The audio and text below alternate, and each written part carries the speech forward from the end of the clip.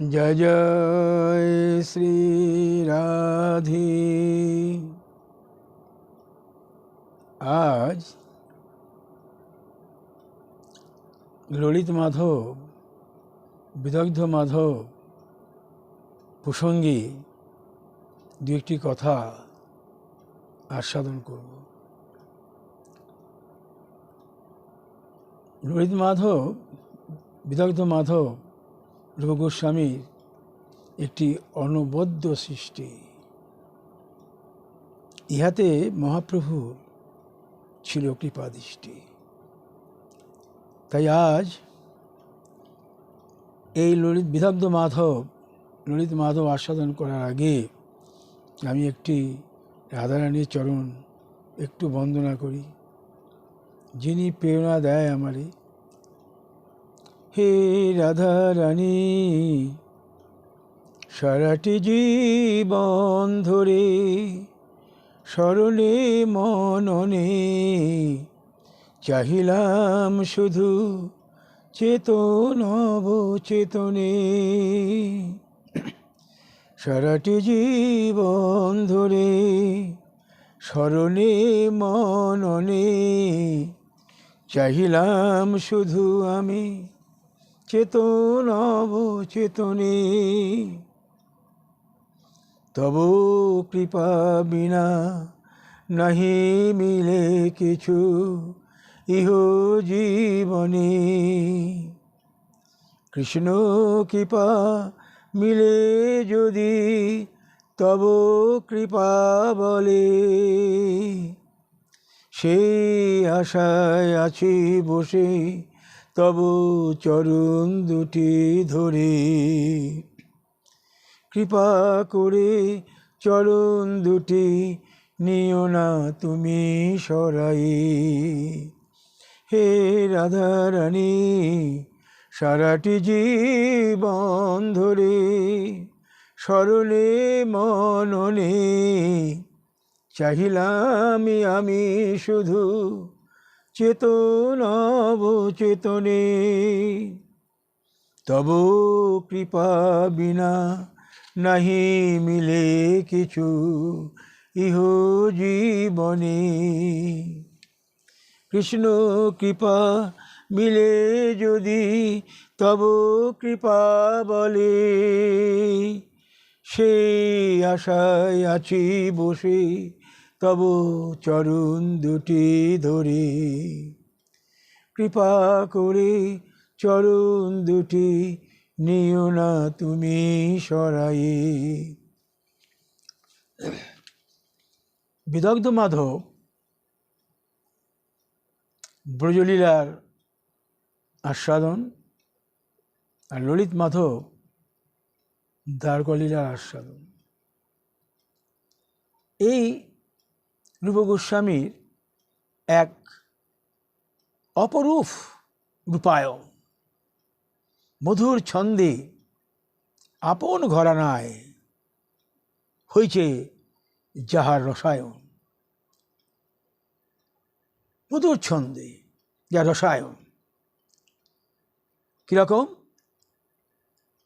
ব্রজরস নিজস্ব স্বকীয় অংশ থেকে সৃষ্টি নিজস্ব ধন পর ঘরে রাখি হইয়াছে পরকীয়া রসের আস্বাদন। এই পরকীয়া রসের আস্বাদন সম্পন্ন করার জন্যে রাসোৎসবের প্রেমাৎকৃষ্ট এবং সর্বোৎকৃষ্ট রাস লীলা আস্বাদন, প্রেম উৎকর্ষতার আস্বাদন জন্য যোগমায়ার কাছে হইলেন আত্মসমর্পণ। গোবিন্দ যোগমায়ার কাছে হইলেন আত্মসমর্পণ। এই অঘটন ঘটন পটীয়সী যোগমায়া যেমন করিয়াছেন পরিবেশন, শ্রী রাধা কৃষ্ণ অবলীলাক্রমে অবশ হয়ে তাই করিয়েছেন আচরণ। যেমন যেমন যেমন যেমন করেছেন যোগমায়া, তেমন তেমন গোবিন্দ, তেমন তেমন রাধারানী করেছেন আচরণ। চৈতন্য চৈতন্যমৃতকার বলেছেন, পরকীয়া ভাবে অতি রসের উল্লাস, ব্রজ বিনা তার অন্যত্র নাহি বাস। এই পরকীয়া রসের আস্বাদন, হ্যাঁ, ভাব বৈশিষ্ট্য রস বৈশিষ্ট্যের এমন চমৎকারিতা রূপায়ণ, গোপীজন বল্লভের বৃন্দাবন লীলাকে রূপায়ণ করার জন্যে এই যোগমায়ার রূপায়ণ। সূক্ষাতি সূক্ষ্ম রস বিচার করে জন্যে উপযুক্ত অধিকারী শ্রী রূপকে চৈতন্যদেব প্রয়াগে 10 দিন ওনাকে ভক্তিতত্ত্ব রসতত্ত্বের আস্বাদন করিয়েছিলেন। উপযুক্ত পাত্র রূপ গোস্বামীকে বিবেচনা করে আস্বাদন করিয়েছিলেন। তাকে বৃন্দাবনে প্রেরণ করে বলেছিলেন, তুমি রসতত্ত্ব ভক্তিতত্ত্ব রূপায়ণ করো, রসায়ন করো। তো রূপ তখন মনে মনে ভেবেছেন যে আমি বৃন্দাবন লীলা জন্য আমি একটি নাটক করব, বিদগ্ধ মাধব, আর গোবিন্দের দ্বারকা লীলার জন্য মহিষীগণের সঙ্গে তার যে রূপ আস্বাদন তার জন্য আমি করব একটি, তার জন্য ললিত মাধব। আমি ভুল বললাম, উনি ঠিক করেছিলেন ব্রজলীলা এবং দ্বারকা লীলার জন্য তিনি একটি নাটক রচনা করবেন। ভুল হয়ে গেছে, ক্ষমা করবেন। ব্রজলীলা এবং দ্বারকা লীলার জন্য তিনি একখানি নাটক তৈরি করবেন। মনে মনে তার এই আশা ছিল। যখন যখন মহাপ্রভু তাকে এই ভক্তিতত্ত্বের রসতত্ত্বের গ্রন্থ লিখতে বললেন, রূপ গোস্বামীপাদ এই আশা ছিল মনে, এবং উনি বৃন্দাবন থেকে উনি যখন গৌড়ে এলেন, ওনার কনিষ্ঠ ভ্রাতা অনুপম দেহ রাখলেন। এই অনুপমের ছেলেই হলো জীব। তো অনুপম যখন দেহ রাখলেন তো উনি গেলেন ওখানে। উনি ওখানে যাওয়াতে নিত্যানন্দ অদ্বৈত এরা হরিদাস এরা যে পুরীতে আসছিল, মহাপ্রভু দর্শন লাভের জন্য প্রতি বছর আসে, পুরীতে আসছিলেন, সেই সময় কিন্তু রূপ আসতে পারল না ওই ভাইয়ের কাজের জন্যে। তারপরে যখন ভাইয়ের কাজটি মিটে গেল তখন উনি এই পুরী হয়ে পুরুষোত্তম হয়ে বৃন্দাবন যাবেন এই আশায় তিনি আসছেন। পথে সত্যভামাপুর বলে জায়গা আছে, সেইখানে রূপ গোস্বামীপাদ একদিন রাত্রি যাপন করলেন। সেই রাত্রে উনি স্বপ্ন দেখলেন, সত্যভামাদেবী বলছেন, তুমি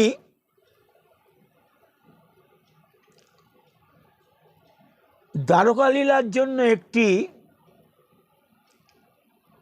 পৃথক নাটক করবে বললেন, আর ব্রজলীলার জন্যে তুমি একখানি নাটক করবে। রূপকে বললেন, রূপের ইচ্ছা ছিল আমি একখানি গ্রন্থ করব। রূপ যখন এটা শুনল মনে রাখলেন, রূপ সে মহাপ্রভুর সঙ্গে সাক্ষাৎ করলেন, পুরীধামে এসে সাক্ষাৎ করলেন। পুরীধাম যখন এলেন উনি এসে সিদ্ধ বকুল মঠে উনি অবস্থান করছিলেন। সিদ্ধ বকুল মঠে একদিন মহাপ্রভু এলেন। মহাপ্রভু এসে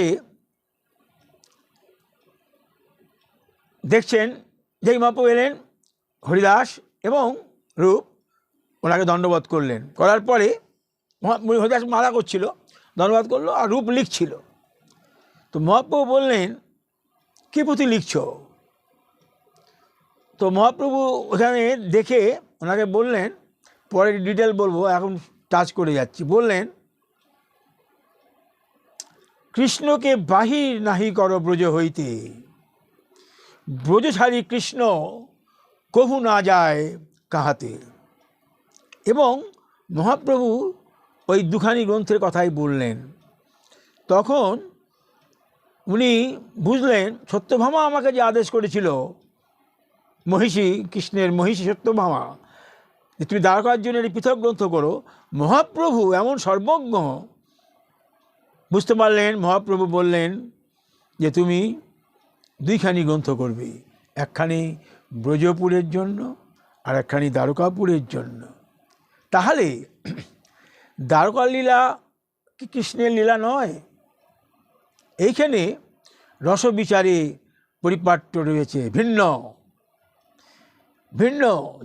জামলের একটি উক্তিতে বলা যায়, কৃষ্ণ অন্য যদু কুল সমুদ্ভূত, যদু সমুদ্ভূত, আর যস্তু গোবিন্দ নন্দন বৃন্দাবনং পরিত্যাজ্য স কচ্ছি নৈব গচ্ছতি।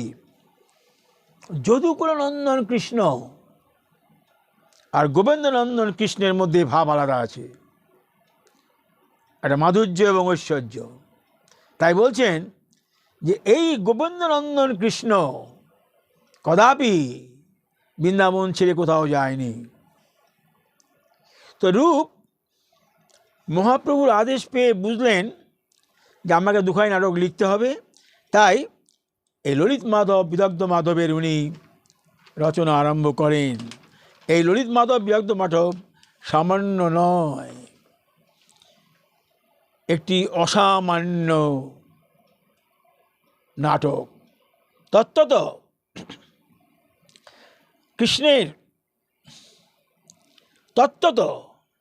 কৃষ্ণের অন্তরঙ্গা শক্তি রাধা, কৃষ্ণের স্বকীয় অংশ রাধা, পর ঘরে রেখে পরকীয়ার সাধন, সোজা কথা নয়। এর রূপায়ণ নিজের নিজস্ব ধন, নিজের স্বকীয় অংশ রাধা পর ঘরে রাখি পরকীয়ার সাধন। আর ব্রজ ভূমিতে সেই সময় যত গোপী ছিল, আমি আগেও বলেছি, এসবই কৃষ্ণের কায় বহুরূপ, কেউ ভিন্ন নয়। কৃষ্ণের কায় বহুরূপ এই সমস্ত গোপী, এবং তাদের সঙ্গেই এই রসাস্বাদন। তো রূপ গোস্বামীপাদ বিদগ্ধ মাধবে এই শুদ্ধ মাধুর্য রস পরিবেশন করেছেন, রাধা গোবিন্দের নিত্য লীলা রস বিস্তার করেছেন। চৈতন্যদেব নিজেই বলেছেন প্রসন্ন হয়ে, মধুর প্রসন্ন ইহার কাব্য শালঙ্কার। বলছেন মহাপ্রভু, মধুর প্রসন্ন ইহার কাব্য শালঙ্কার, ওই সে কবিত্ব বিনা নহে রসের প্রচার। বলছেন উনি, মধুর প্রসন্ন ইহার কাব্য শালঙ্কার, এর কাব্যের অলঙ্কার মধুর প্রসন্ন, ওই সে কবিত্ব বিনা নহে রসের প্রচার। এমন মধুর কবিত্ব রসে উনি প্রচার করেছেন অনবদ্য। রূপ গোস্বামী এই যে গ্রন্থটি লিখেছেন, কতদিন সময় লেগেছে আমি বলি। আরও গ্রন্থ লিখছেন এর মধ্যে উনি, কিন্তু এই গ্রন্থটি উনি গ্রন্থের শেষে বলছেন, নন্দ সিন্ধুর বানেন্দু শঙ্খে সংবৎসরে গতে বিদগ্ধ মাধবং নাম নাটকং গোকুলেকিতম। বিদগ্ধ মাধব নাটকখানি উনি গোকুলে বসে করেছেন। ললিত মাধব যখন লিখেছেন, উনি লিখেছেন আমি ভদ্রবনে বসে লিখছি ললিত মাধবখানি। এই বিদগ্ধ মাধব যে উনি রচনা করছেন, বললেন কবে? নন্দ সিন্ধু বানেন্দ্র শঙ্খে সংবৎসরে গতে বিদগ্ধ মাধব নাম নাটকং গোকুলে কৃতম। মানে 1589 সন গত হইলে, সম্বৎ গত হইলে গোকুলে বিদগ্ধ মাধব নাটক রচনা সমাপ্ত হয়। 1589, অর্থাৎ গণনায় দেখা যাচ্ছে 1454 শক গত হলে 1455 শকে বা 1533 খ্রিস্টাব্দে এই নাটকখানি সমাপ্ত হয়। এই 1533 সালে সমাপ্ত হয়। এই 33 বা 1455 শকেই মহাপ্রভু তার লীলা সংবরণ করেন। যে বৎসর মহাপ্রভু লীলা সম্বরণ করেন সেই বৎসরই উনি বিদগ্ধ মাধব রচনা তার শেষ হয়। তাহলে কি হলো, এর বহু পূর্বে তাহলে বিদগ্ধ মাধব, ললিত মাধব নাটক আরম্ভ হয়েছিল। উনি 1455 শক মানে 1533 খ্রিস্টাব্দে মহাপ্রভু যে যখন প্রয়াত হলেন তখন বিদগ্ধ মাধব নাটক রচনা সমাপ্ত হলো। তাহলে বহু পূর্বে রচনা আরম্ভ করেছিলেন। কখন করেছিলেন? সম্ভবত 1438 নিকটবর্তী কোনো সময়ে পুরীধামে চৈতন্যদেবের সহিত তার সাক্ষাৎ হয়েছিল। সিদ্ধবকুল বলেছিলাম, সিদ্ধবকুল মঠে উনি এলেন। হরিদাস তখন মালা করছিলেন, উনি তখন লিখছিলেন। তখন উনি বললেন, তুমি কী নাটক লিখিতেছ বলে মহাপ্রভু একটি পান্না তুলে পড়তে আরম্ভ করলেন। তাতে লেখা ছিল, তুণ্ডে তাণ্ডবিনী রতিং বিতনুতে তুণ্ডারো বলিদ্বয়ে কর্ণ করো করম্বিনী ঘটয়তে কর্ণাব দেব্য স্পৃহাং চেত প্রাঙ্গণ সঙ্গিনী বিজয়তে সর্বেন্দ্রিয়ানং কৃতি নে জানে জনিতা কিয় ধীর মিতই কৃষ্ণেতি বর্ণ দয়ী। এর অর্থ কী হলো? তুণ্ডে ঠোঁট, তাণ্ডবিনী নৃত্যং বিতনুতে তুণ্ডাবধি নয়ে। এই যে কৃষ্ণ বর্ণ দুইটি, তুণ্ড ঠোঁট নৃত্য করে, নৃত্য করতে করতে বহু বহু তুণ্ডের নিমিত্ত বলছেন তুণ্ডাবলিদ্বয়ে কর্ণ তাণ্ডবিনী রতিং বিতুনতে তুণ্ডাবলিদ্বয়ে। এই যে তুণ্ড নৃত্য করতে করতে বহু বহু তুণ্ডের নিমিত্ত রতিবিলাস আস্বাদন হয়, বহু বহু রতি। আর কর্ণে কৃষ্ণের ধ্বনি কর্ণে প্রবেশ করলে শত শত কর্ণের দিয়ে আস্বাদন করতে মনে হয়। হৃদয়ে প্রবেশ করলে শত শত হৃদয়ের প্রয়োজন হয়। গোকর্ণ যখন ভাগবত করছিলেন বলছিলেন, আমাকে সহস্র কর্ণ দাও, সহস্র কর্ণ দাও, আমি শ্রবণ করব। এক কর্ণেন্দ্রিয়ে শ্রবণ করে উনি তুষ্ট হচ্ছেন না। তাই বলছি এখানেও শুভ গোস্বামী পাদ, এই বর্ণ দুটি যদি তুণ্ডে তাণ্ডবিনী অর্থাৎ বদন মধ্যে নটির ন্যায় নৃত্য হয়, তাহলে বহু বহু নিমিত্ত রতি বিস্তার করবি, অনেক রতি বিস্তার করবে। একটাতে আস্বাদন হবে না, আরও আস্বাদন করতে চাইবি। যদি কর্ণ করে অঙ্কুরবতী হয় তাহলে বলছেন 10 কোটি কর্ণের স্পৃহা বৃদ্ধি করে। এটা শব্দ যোজন করলেন 10 কোটি, বহু বহু কর্ণের স্পৃহা হয়। আর যদি হৃদয়ের মধ্যে আবির্ভূত হয়, ইন্দ্রিয় ব্যাপারকে পরাভূত করি সহস্র সহস্র হৃদয়ের অনুভূতি হতে থাকে। এই নাম মাধুর্য। কৃষ্ণকে এই শ্লোকটি শ্রবণ করলেন যখন মহাপ্রভু, হরিদাস আনন্দে বলে উঠল, কৃষ্ণ নামের মহিমা শাস্ত্র সাধু মুখে জানি। হরিদাস রামাচার্য বলছেন যে কৃষ্ণ নামের মহিমা শাস্ত্র সাধু মুখে জানি, নামের মাধুরী ওইছে কাহা নাই শুনি। এরকম নামের মাধুরী কোথাও আমি শুনি নাই। এই যে উনি লিখলেন, মহাপ্রভু এই যে বর্ণনা করলেন, এতে তোমার সব যারা উপস্থিত ছিল সকলেই খুব তুষ্ট হলো যে এই রূপের এই কাব্যলঙ্কার দেখে, রূপের এই দেখে খুবই সন্তুষ্ট হলো।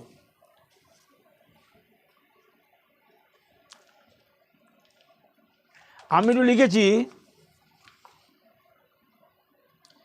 হরিনাম মহানাম করিতে যখন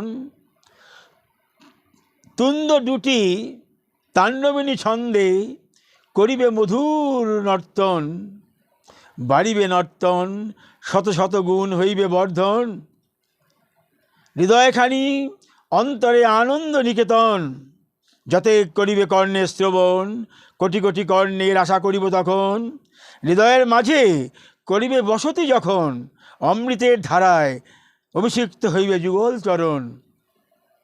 হরের নাম হরের নাম হরের নামইব কেবলম কলৌ নাস্তেব নাস্তেব গতির অন্যথা। রূপ গোস্বামী পাদের এই আস্বাদনটা দেখে আমি লিখলাম, যদি হরিনাম মহানাম করিতে যখন তুণ্ড দ্যুতি তাণ্ডবিনী করিবে মধুর নর্তন, বাড়িবে নর্তন শত শত গুণ হইবে বর্ধন, হৃদয় খানি হইবে আনন্দ নিকেতন, যাতে করিবে কর্ণে শ্রবণ কোটি কোটি কর্ণের আশা করিব যখন, হৃদয়ের মাঝে করিবে বসতি যখন অমৃত ধারায় অভিষিক্ত হইবে মোর যুগল চরণ। গোবিন্দের যুগল চরণ অভিষিক্ত হবে। মহাপ্রভু যেমন বলেছেন, হরের নাম হরের নামইব কেবলম কলৌ নাস্তেব নাস্তেব গতির অন্যথা। তো রূপের এই যে বর্ণন, যারা যারা উপস্থিত ছিল সকলেই এই এতে এতে এতে অস্থির এতে এতে এতে তার প্রশংসা করলেন। আবার দেখুন এইখানে রূপ গোস্বামী বর্ণন করেছেন, কেমন বর্ণন তার। রাধারানী একদিন বলছেন, হে সখী, আমি কৃষ্ণ এই বর্ণদ্বয় শ্রবণ করে আমি মোহিত হয়ে গেলাম, খুব মোহিত হয়ে গেলাম। আবার কোনো একদিন আমি একটি চিত্রপট আমার কাছে তোমরা এনে দিলে, ওই চিত্রপট দেখে আমি এত মোহিত হয়ে গেলাম, আমি তো অবাক হয়ে যাচ্ছি। আবার একদিন বংশীর ধ্বনি শুনে আমি মোহিত হয়ে গেলাম। এ আমার লম্পট্ট আচরণ, এ আমি কেমন যে আমি তিনজনকে আমি অভিপ্রীত হয়ে পড়লাম, আমার মরণই এখন কাম্য। তখন সখী ললিতা বলছে, হে রাধারানী, তুমি এমন নয় কখন পর পুরুষে আসক্ত হইবে তুমি বারংবার কেমন, তুমি একই ব্যক্তিকে করিয়াছ আস্বাদন, যিনি বংশীধারী তিনি কৃষ্ণ, তিনি চিত্রপটখানি তোমার আমি করিছি অর্পণ। এই দেখুন কি কি কি রসের রসায়ন, কি রসের রসায়ন, অমৃত রসের রসায়ন এই বিদগ্ধ মাধব। ললিত মাধব হচ্ছে দ্বারকাপুরী, বিদগ্ধ মাধব হচ্ছেন এই ভোজপুরী। ভোজপুরের রস, পরকীয়া রস আস্বাদন করা খুব কঠিন, একে রূপায়ণ করা খুব কঠিন। নিজস্ব ধন, নিজের স্বকীয় অংশ, অন্তরঙ্গা শক্তি রাধা, তাকে দিয়ে যোগমায়া এই যে পরকীয়া রস আস্বাদন করাচ্ছেন, কঠিন রূপায়ণ, সহজ নয়। রামানন্দ রায় অত বড় পণ্ডিত, তারপরে বলি রামানন্দ রায় ছিল, তারপরে তোমার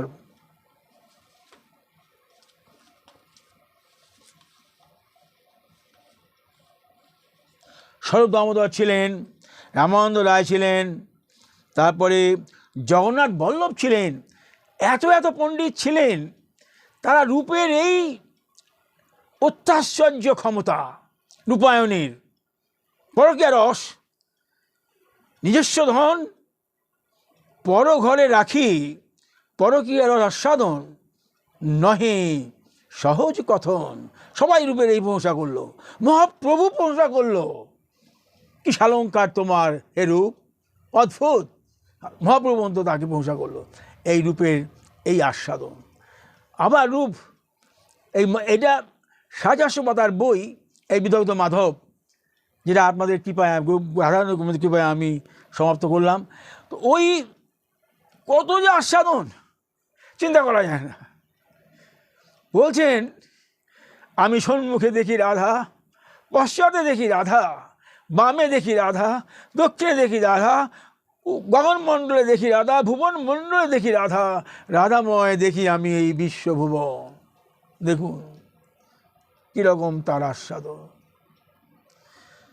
তারপরে আরও আছে, আমি শোনাই কীরকম আস্বাদন। দেখুন উনি লিখছেন,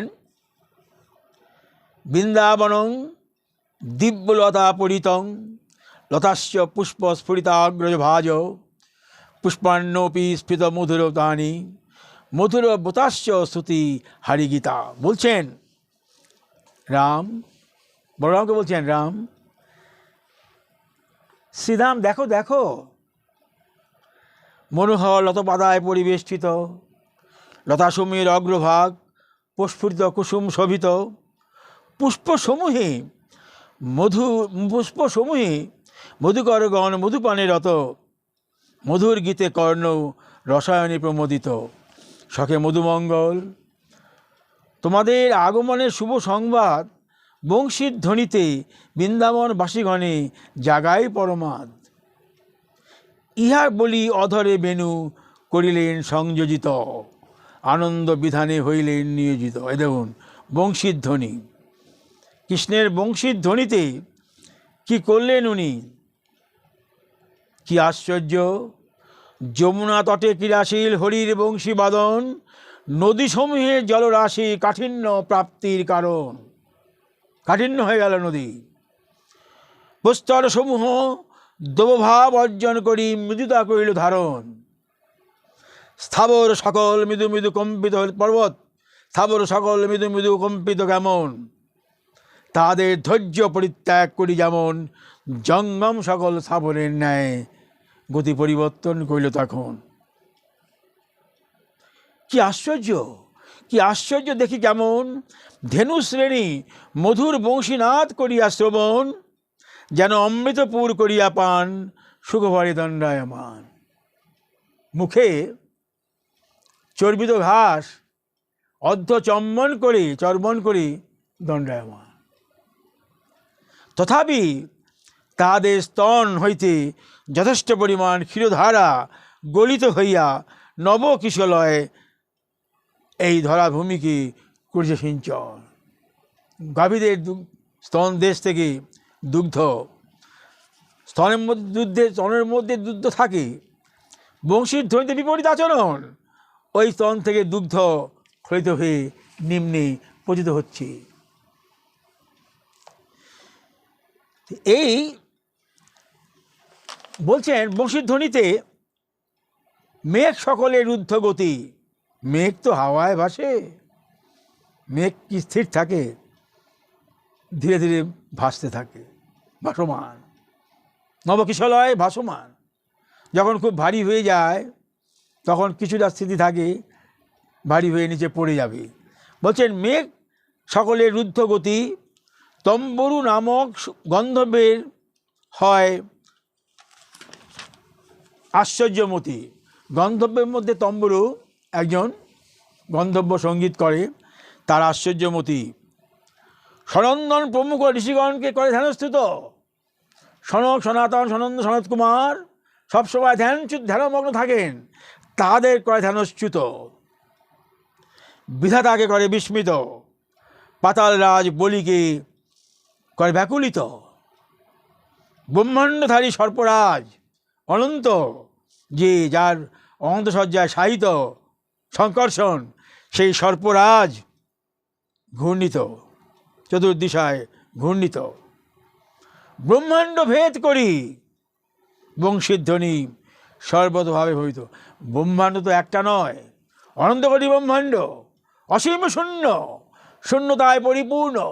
শত শত ব্রহ্মাণ্ড পার করি যায় শূন্য, সেইখানে শূন্যে গিয়ে সেই বংশীর ধ্বনি চলে যাচ্ছে। কি আশ্চর্য! দেবশ্রী নারদী মেঘের আড়ালে থাকিয়া শ্লোক বিনায় করিলেন পরিবেশন। বিনায় তখন উনি এরা পরিবেশন করছেন। সুতরাং এই যে বিদগ্ধ মাধব নাটকখানি, রূপের একটি অনিবদ্য আস্বাদন।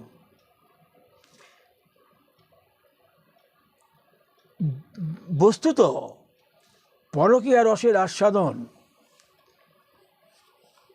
খুব কঠিন। শাস্ত্রালঙ্কার দিয়ে পরকীয়া রস আস্বাদন, মধুর রস আস্বাদন, এই অঘটন ঘটন পটীয়সী যোগমায়া শান্তিপুরী মাতা, পৌর্ণমাসী শান্তিপুরী মাতা নাওদের শিষ্যা এখানে এই যোগমায়ার কাজটি করেছেন। উনি যেমন যেমন করেছেন তেমন তেমনই গোবিন্দ রাধারানী করেছেন আচরণ। এই দৃষ্টিভঙ্গি এটি সহজ নয়, এটি কঠিন, রূপায়ণ করা খুবই কঠিন। তো এটা বলি যে রূপ গোস্বামী মহাপ্রভুর কৃপাধন, মহাপ্রভুর একদমই কৃপাপাত্র। 10 দিন ওনাকে পড়িয়েছেন, পড়িয়ে উনি ওনার ভেতরে এমন রসাস্বাদন করিয়েছেন এবং এই ওনাকে দিয়েই এই উজ্জ্বল নীলমণি মতো গ্রন্থ, উজ্জ্বল নীলমণির মধ্যে কত কত গুরু রহস্য সখী প্রকটন, কত কত গুরু রহস্য এই উজ্জ্বল নীলমণির মধ্যে উনি ব্যাখ্যা করে গেছেন। মধুরভাবে ব্যাখ্যা করেছেন। সুযোগ পেলে আমি কিছু কিছু করব। এই যে রাধার প্রেম মহিমার প্রেমোৎকর্ষ, ভাবোৎকর্ষ, মহাভাব, এই রাধার মহাভাবের যে ব্যাখ্যা আছে, নারদ পঞ্চরাত্রির যে ব্যাখ্যা উনিও করেছেন উজ্জ্বল নীলমণিতে। রাধার 10টি মহাভাব, আজল্প, বিজল্প, প্রজল্প, বিপ্লম্ব, এই যে ভাব উনি ব্যাখ্যা করেছেন। আমি করব সময় পেলে। তো এই যে আমার আধার অনুযায়ী যতটুকু আমার আধার গোবিন্দ দিয়েছেন সেইটুকু আধারে বেশি যেতে পারবো না। উনি মধুর রসাস্বাদন করেছেন। রূপ সনাতনের ভজনের আনন্দ নিকেতন, রূপ সনাতন এ ভজনের আনন্দ নিকেতন, মহাপ্রভুর পরম কৃপাধন। ভক্তিরস বন্যায় আনিল প্লাবন, চতুর্দিশায় মাতিল ভুবন। রূপবন্যায় আনিল বিদগ্ধ মাধব, ললিত মাধব অমৃত সুধার পরিপূরক। অপরূপ রসভাণ্ডারীর আস্বাদন, উন্মোচিত করিল নতুন দিকে দর্শন। পরকীয়া রসের আস্বাদন বিচিত্র ভঙ্গিমায় যেমন, এর আগে বলেছি আমি জয়দেব গোস্বামী কেমন আস্বাদন, বাঁধ ভাঙা, ওনারই ঘটনা। জয়দেব কোনো আবরণ করেন নাই, বাঁধ ভাঙা উনি আস্বাদন করেছেন।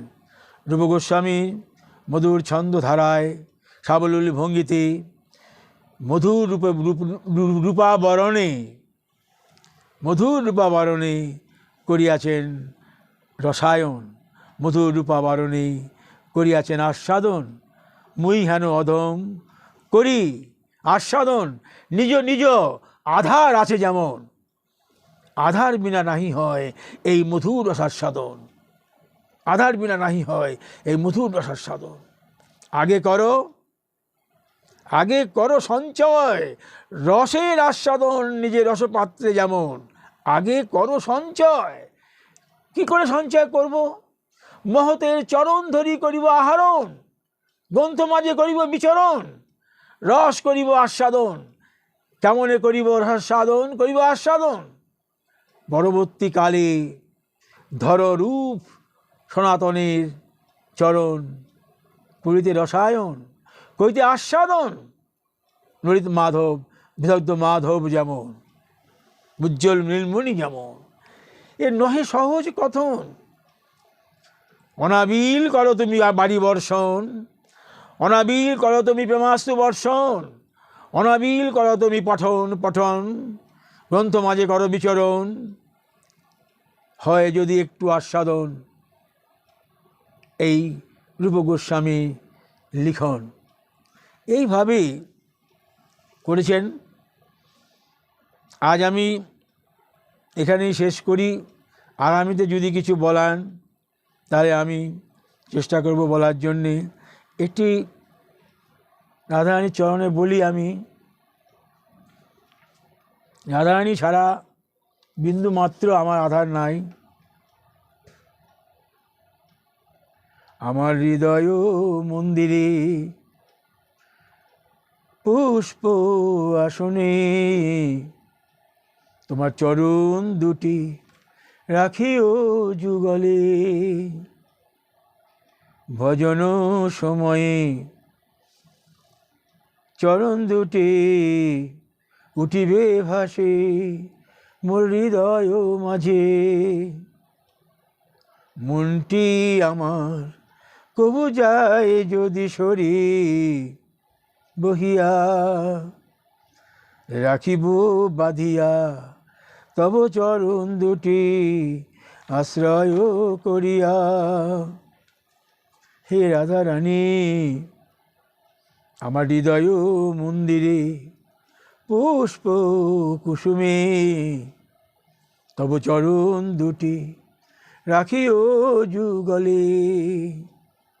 আমার সাধনে আরাধনে সেবনে পূজনে, আমার সাধনে আরাধনে সেবনে পূজনে তোমার চরণ যুগল রাখিব স্মরণে।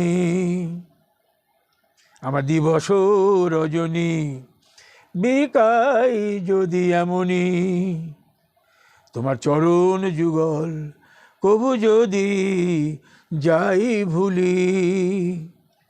কৃপা করে যুগল চরণ সরায় নিও না তুমি। তুমি মোর পরম গতি, তুমি মোর দিশা গতি। বলি এইটুকু কৃপা করিও তুমি আমার অন্তিম কালে যুগল চরণে রেখো তোমার চরণমতি। অন্তিম কালে যুগল চরণে রাখিও মোর মতি। আজ এখানে শেষ করি। জয় জয় শ্রী রাধে শ্যাম।